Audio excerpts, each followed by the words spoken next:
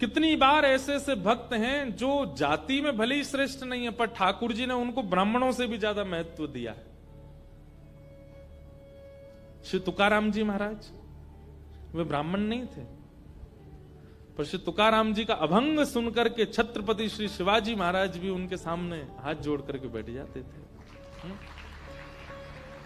श्री तुकाराम जी महाराज ऐसे भक्त थे कि उनके लिए श्री पंडरीनाथ भगवान मचल जाते थे उनको देखने के लिए।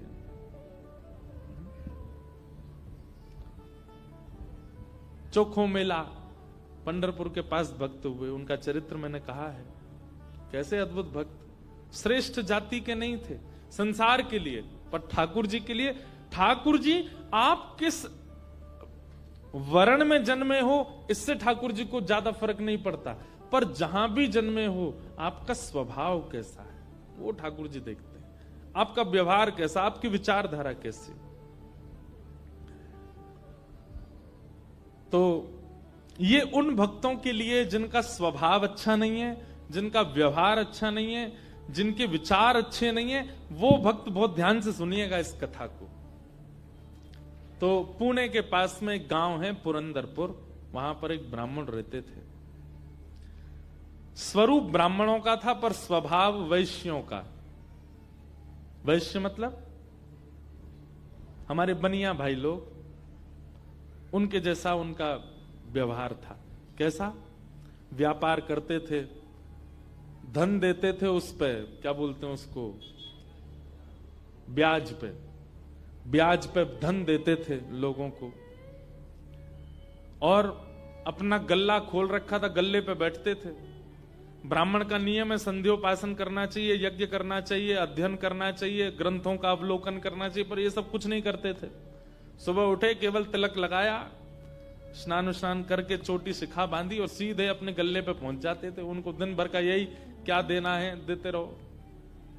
और इन सबके साथ साथ महाकंजूस, खूब धनवान थे। भगवान की कृपा से उन पर ब्याज का इतना धन आता था कि वो पूरे पुरंदरपुर गांव को अकेले भोजन करा सकते थे। पर इतने कंजूस थे, इतने कंजूस थे, दूध में अगर मक्खी भी गिर जाती तो दूध छान के पी जाते थे।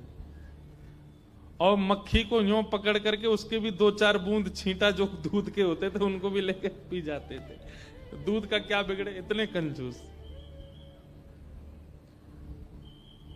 और कंजूसाई की हद तो तब पार हो गई, उनकी पत्नी का नाम था सरस्वती देवी। क्या नाम था? तो सरस्वती देवी जो थी, उनके पिताजी ने इसीलिए ब्याह किया कि भाई ये विप्रदेव जो हैं बड़े धनवान हैं, बेटी खुश रहेगी हमारी। तो सरस्वती देवी का ब्याह हो गया।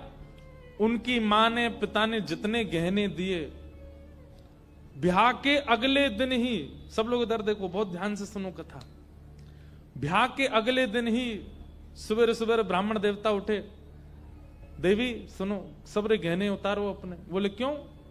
अरे देखो कितनी अच्छी नक्काशी की है इसमें, कितने अच्छे से तुम्हारे कुंडल बने हैं, कितने अच्छे तुम्हारे गले के हार बने हैं, हाथ के तुम्हारे बढ़िया कंगन कड़ूला, रोज पहनोगी तो घिस जाएंगे, उतार दो सबको। पत्नी ने भारी भारी सामान सब उतार दिए, कानों के कुंडल, नाक की बाली और गले का एक मंगलसूत्र रहने दिया, हाथ के कंगन रहने दिए, पैरों की पाजेब और पायल रहने दी। लेकिन पुरंदर, ये अपने ब्राह्मण देवता जो थे, इनको वो भी अच्छे नहीं लगते थे। रोज अपनी पत्नी को, क्यों इनको पहन के घूमती है, उनको दे दो, अंदर तिजोरी में रख दूं मैं। पत्नी कहती है तो सौभाग्य है, ये तो पहनने दिया कीजिए। महाराज कहते कहते 6 महीना हो गए, रोज टोकते। अब तो ये स्थिति में आ गए कि पत्नी के हाथ का भोजन नहीं करते थे। वो रोटी बनाती, बोले मुझे नहीं पाना, और अपनी दुकान पर जाके वो दुकान के बालक से कहते अपने घर से बनवा ला। दोनों भावना थी, एक तो नाराज थे पत्नी से कि गहने क्यों नहीं उतार रही है, दूसरा बढ़िया है घर का आटा बचेगा। इतने कंजूस।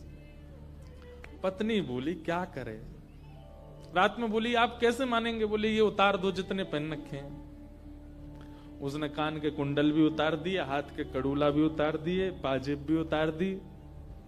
गले का मंगलसूत्र भी उतार दिया, सब बिल्कुल कोरी हो गई बेचारी। केवल नाक की एक नथ रहने दी उसने। बोले एक तो रहने दीजिए, कम से कम इससे पता तो चले कि मैं सौभाग्यवती हूं। भाई सारे गहने उतार देना मां के लिए अशुभ होता है।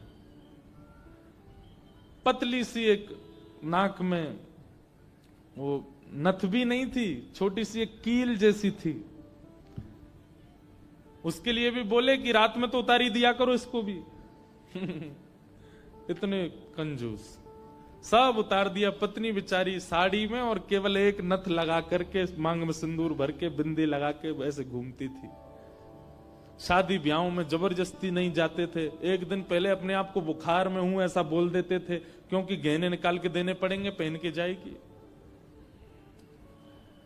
इतने कंजूस। कभी कभी जो व्यक्ति अति में संसारी होता है ना, ठाकुर जी को उस पे भी बड़े मजे आते हैं देखने में। ठाकुर जी कहते हैं, मतलब एक बात हमारी सुनना बहुत ध्यान से, इधर देखना सब लोग। कई लोग ऐसे होते हैं, और आजकल ज्यादातर ऐसे होते हैं कि भक्ति में भी हैं और संसार में भी हैं। अभी उनको पता चला कि कोल्हापुर में कथा चल रही, तो कथा में भी आ रहे हैं, और 4 दिन बाद का उनका रिजर्वेशन भी है कि कब हमको क्लब जाना है, कब पार्टी करनी है, कब उल्टा सीधा खाना है, वो भी उनका फिक्स है। हमारी बात बहुत कान खोल के सुन लीजिएगा, ऐसों का उद्धार कभी नहीं हो सकता जो ना इधर के हैं ना उधर के।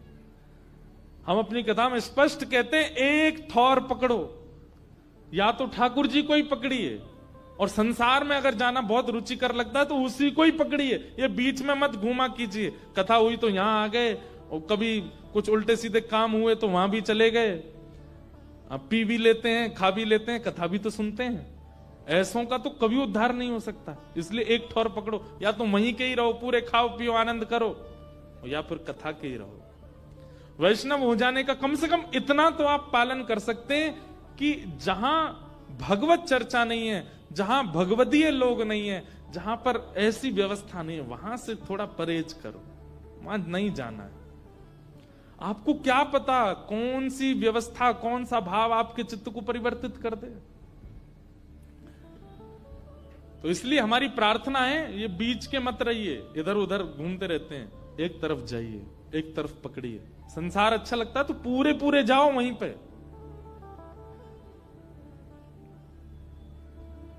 तो कभी कभी ठाकुर जी पूरे पूरे संसारियों पे भी ठाकुर जी रीझ जाते हैं। ठाकुर जी बोले, भाई ये ब्राह्मण देवता बड़ा बहुत अच्छा लग रहा हमको। क्यों?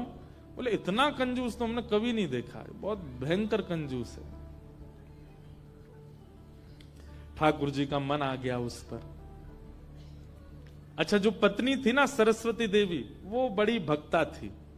वो तो नाम जप भी करती थी, वो दर्शन करने के लिए भी जाती थी, लेकिन ये नहीं जाते थे उसके साथ। वो अपने माता पिता के मायके जब जाती थी, मायके वाले लेके जाते थे उसको दर्शन कराने।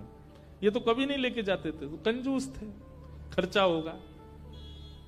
और मायके भी खुद नहीं लेके जाते, इनके भाइयों से बोल देते तुम्हें ही आके ले जाओ, उसमें भी खर्चा ना हो मेरा। सोचो कितनी ऊंचे लेवल के कंजूस। तभी ठाकुर जी का मन आ गया इस पे, तो इसको देखूं मैं एक बार। और हमारे श्री पंडरीनाथ भगवान, श्री विठल भगवान एक दीनहीन से ब्राह्मण का रूप धारण किया। फटी सी धोती पहनी, कुचैली मैली सी कुर्ता पहने, और पुराना काला सा जनेऊ धारण किया, और महाराज ऐसी तिलक सा लगा करके बिल्कुल दीनहीन, झुर्रियां पड़ रही हैं मुखमंडल पर, और ऐसे हाथ जोड़ते हुए इनके दुकान पर पहुंच गए। रूप रंग देख करके ही पहले तो ब्राह्मण देवता समझ गए, बोले अरे ये और आ गया, ये कुछ देना वेना तो है नहीं, मांगेगा। कहो तन पे नहीं लगता, चल दिए कलकत्ता, क्या करने आए हो? ठाकुर जी बोले, बहुत गरीब ब्राह्मण हूं मैं, मेरी बेटी का ब्याह होने वाला है, अपनी पुत्री का ब्याह करना है मुझे, और मुझे ब्याह के लिए थोड़ी व्यवस्था चाहिए धन की। आप तो बहुत बड़े धनवान सेठ हैं, कृपा कर दीजिए ना, कुछ दे दीजिए मुझको, मैं अपनी बेटी का ब्याह कर दूंगा। और थोड़ा ठीक हो जाएगा। या तो धन दे दीजिए, नहीं तो कुछ सामान दे दीजिए, सामग्री दे दीजिए, मैं उसी से कुछ ना कुछ तो व्यवस्था करूं। तो ये जो ब्राह्मण थे ना, ये जबरदस्ती रफू की हुई धोती और कुर्ता पहन के जाते थे कि कोई मांगने वाला आ जाए तो उसको दिखा दूं, देखो मेरे खुद के कुर्ता फट्टे में तुमको कहां से दूं।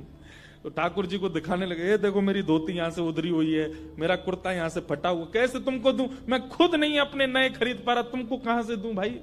ये सब तो केवल बाहर का दिखावा है, मेरे पे कोई पैसा वैसा कुछ नहीं है, दूसरों का धन ले रखा है मैंने। भैया चलते बनो, कहीं और जाओ, किसी और से मांगो, भगवान करे तुम्हारी बेटी का ब्याह बहुत अच्छा हो।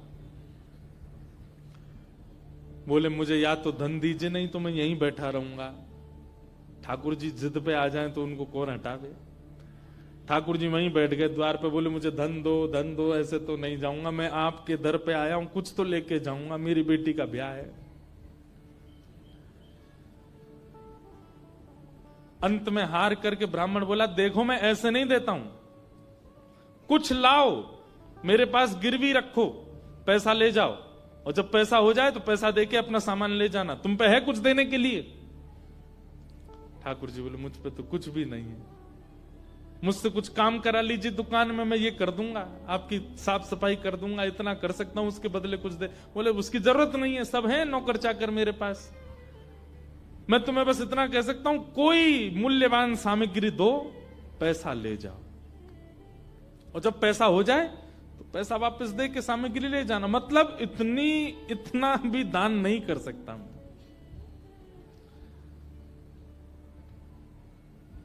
ठाकुर जी बोले ठीक है, मैं जाता हूं, कुछ ढूंढ के लाता हूं। ठाकुर जी भी इतने खेलते हैं, ठाकुर जी जैसा खिलाड़ी नहीं है दुनिया में, इतना बड़ा खिलाड़ी कोई नहीं हो सकता। ठाकुर जी गए उस ब्राह्मण देवता के घर, और घर जाकर के द्वार पे खड़े होकर रोने लगे। इतना रोए, भीतर से सरस्वती देवी निकल के आई। अरे अरे अरे अरे ब्राह्मण देवता, आप इतना रो क्यों रहे हैं, क्या बात है। छोटी सी मेरी लाली बड़ी हो गई है, उसका ब्याह के लिए मैं बहुत दिन से वर ढूंढ रहा था, बड़ी मुश्किल से एक लड़का मिला है, अपनी बेटी का ब्याह करना है।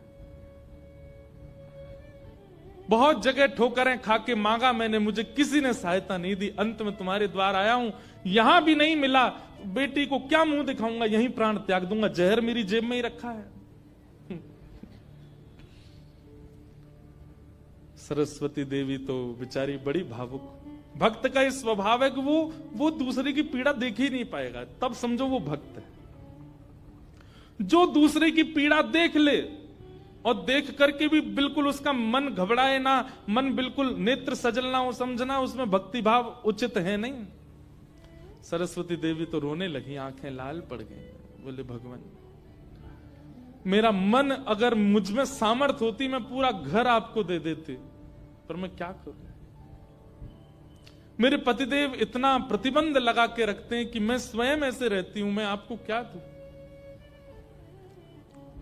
ठाकुर जी तो इतने पछाड़ खा के गिर पड़े, अरे हाय राम, अब तो मैं जहर खाना ही पड़ेगा, निकालू कहां है।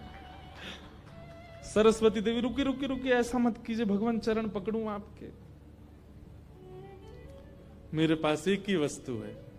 और तुरंत अपनी नाक की जो कील थी वो निकाली, और निकाल करके बोले ये ले जाइए, इससे थोड़ा बहुत धन आपको मिल जाएगा, स्वर्ण की है, आप अपनी बेटी का ब्याह तो नहीं कर पाएंगे पर कुछ व्यवस्था तो हो जाएगी आपकी। ठाकुर जी तुरंत, जहर भी पता नहीं कहीं गिर गया था, बढ़िया तुमने दे दिया, अब मैं कुछ कर लूंगा व्यवस्था। ठाकुर जी वो कील उसकी नाक की ले ली और सीधे गए उस ब्राह्मण की दुकान पर। देखो कितने उद्यमी हैं ठाकुर जी, और उसके दुकान पर जाके सीधा ले और इसके बदले अब ला पैसा दे मुझको, तू कह रहा था ना कुछ सामान दो उसके बदले पैसा मिलेगा, ये ले सोने की कील नाक की धर ले अपने पास, ला पैसा दे। ब्राह्मण देवता ने जैसी कील देखी, ये आपको कहां से मिली। बोले उससे तुझको क्या, तू तो पैसा दे। मुझे कहां से मिली इससे तेरे को मतलब नहीं होना है, तू पैसा दे मेरे को, मेरी बेटी का ब्याह है, और अब मैं तेरे से भीख नहीं मांग रहा हूं, चीज रख के गिरवी तब ले रहा हूं, ला दे। बेचारा फंस गया। वो क्या करे, वो 3-4 बार सोचे, बोले मिली कहां से? बोले तू मत सोच, मुझे पैसा दे। कील उसने तिजोरी में अंदर रखी, ताला लगाया, और उसका जो धन होता था वो धन ठाकुर जी को दिया। ठाकुर जी ने जेब में धरी, निकल गए वहां से। ब्राह्मण ने अपनी भुजा ऊपर करी, बोले इसको बताता हूं, ये बहुत दानवीर बनती है अपने मन में। मैंने इसको बोला था 1 कील पहने, वो तो बहुत अच्छी कृपा मुझ पर ठाकुर जी की, जो मैंने इसके सारे गहने उतरवा दिए, नहीं तो सब दान कर देती। 1 कील छोड़ी, वो भी दान कर दी किसी को।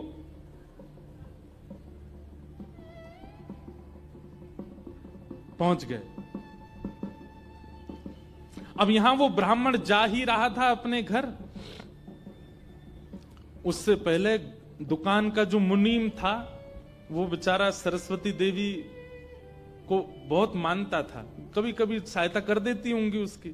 वो सेठ जी से, इनसे ब्राह्मण देवता से पहले ही दौड़ के गया और जाके बोला, मैया आज बचो आप। बोले क्यों, आपने कोई कील दी थी किसी को? बोले हाँ दी तो थी, एक ब्राह्मण के ब्याह के लिए दे दी थी। क्या हो गया? उसने जाके वो आपके पतिदेव को ही दिया और बदले में ले गया पैसा। सरस्वती देवी, हाय नाथ अब नहीं बचूंगी, वो तो बहुत डांटेंगे। बोले वो आ रहे हैं, दुकान बंद कर दी उन्होंने, वो सीधे धोती चढ़ाए ऊपर चले आ रहे हैं सीधे, आप बचो।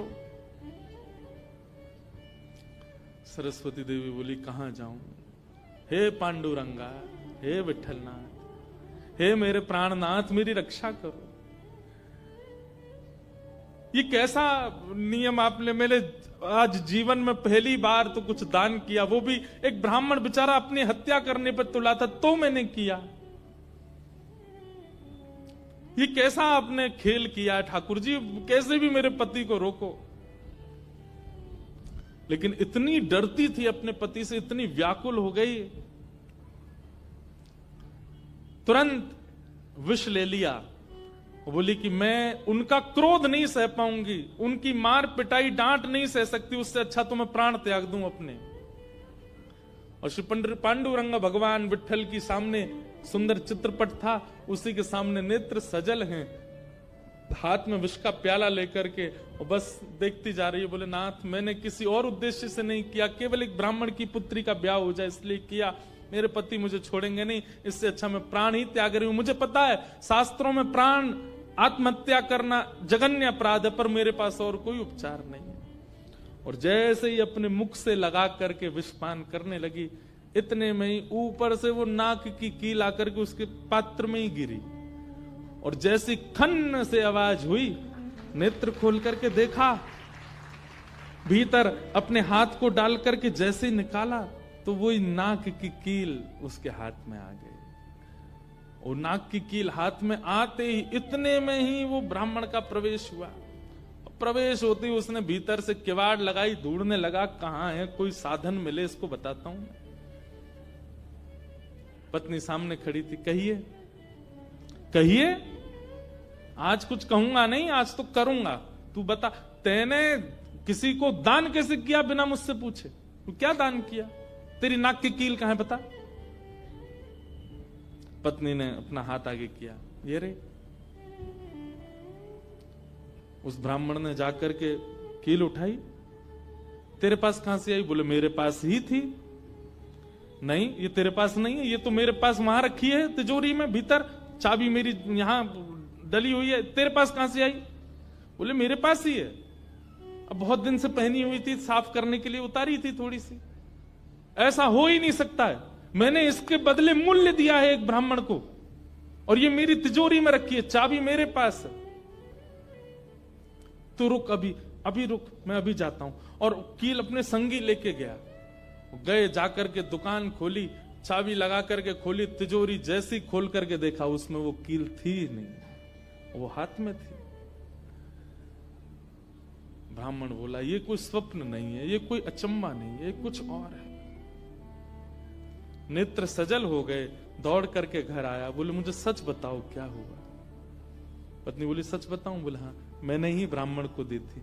हाँ वो ब्राह्मण वृद्ध सा, उसके कुर्ते फटे थे, उसकी धोती उधरी सी थी। बोले हाँ उसी को दी थी, वो मुझे दे के गया था और मैंने ये तिजोरी में रखी, तो फिर तेरे पास आई कैसे?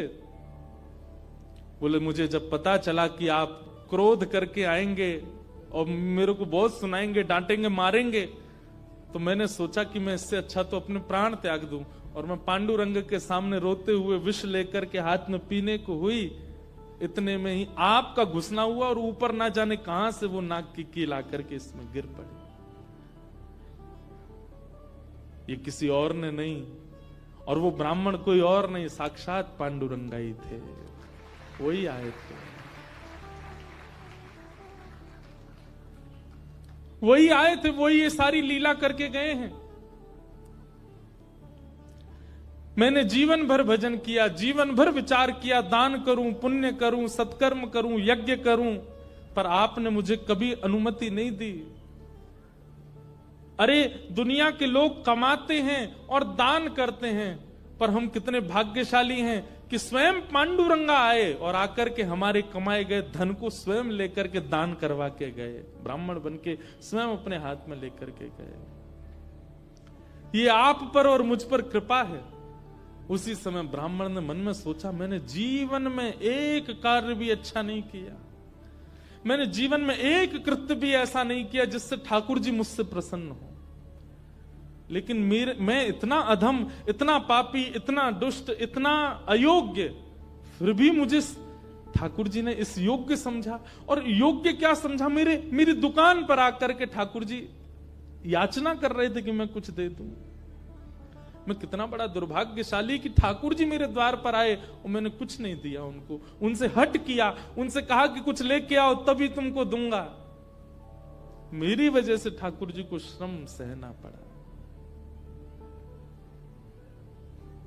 कितने कृपालु हैं बंधुओं ठाकुर जी, आपके अवगुण नहीं देखते। मैं एक बात कथा में कहा करता हूं कि मानव में और परमात्मा में अंतर क्या है। मानव वो जो सब अत्यंत गुणवान में भी अवगुण देखता है, और ठाकुर जी कौन, जो अत्यंत अवगुणी में भी एक गुण देख लेते हैं, इसमें ये गुण है। हम आप कैसे हैं, हमारे सामने 100 प्रशंसा कर दी जाए एक व्यक्ति की, और वो व्यक्ति हमारे सामने आ जाए तो हम उससे 5 मिनट मिलने के बाद जब वापस जाएंगे तो वो कहेगा, बताओ कैसा था, अच्छा था ना लड़का, मैंने उसके बारे में तुमको बताया था, अच्छा ठीक था, लेकिन उसमें भी ये कमी थी। हम कमी बहुत जल्दी ढूंढ लेते हैं। और ठाकुर जी अत्यंत अयोग्य, अत्यंत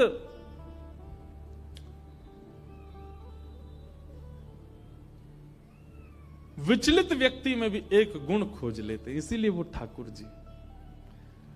उसी समय उस ब्राह्मण देवता ने विचार किया कि अब किसके लिए जीना है।